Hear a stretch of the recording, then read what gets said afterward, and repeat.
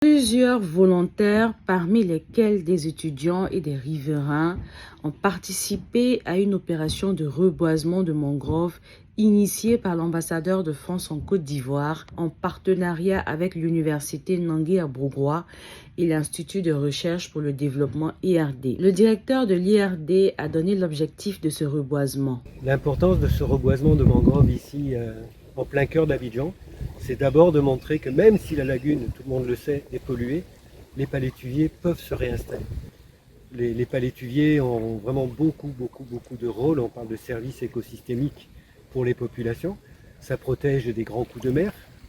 Ça sert de nurserie pour les poissons, pour les crabes, pour tout un tas d'organismes. Et après, il y a un autre aspect qui est plus difficile à mesurer, mais qui est très concret, c'est la séquestration du carbone.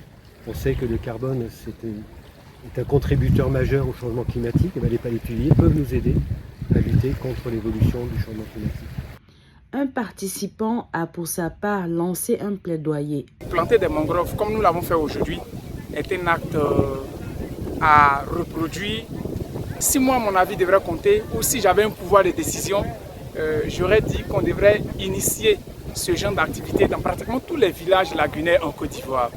Voilà, dans tous les villages. Cela permet de réguler le climat, comme nous l'avons dit, mais aussi il y a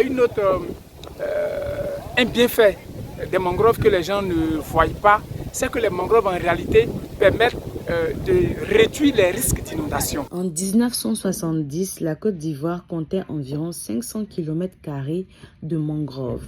En 2013, cette superficie est tombée à moins de 32 km², soit une perte de plus de 90%.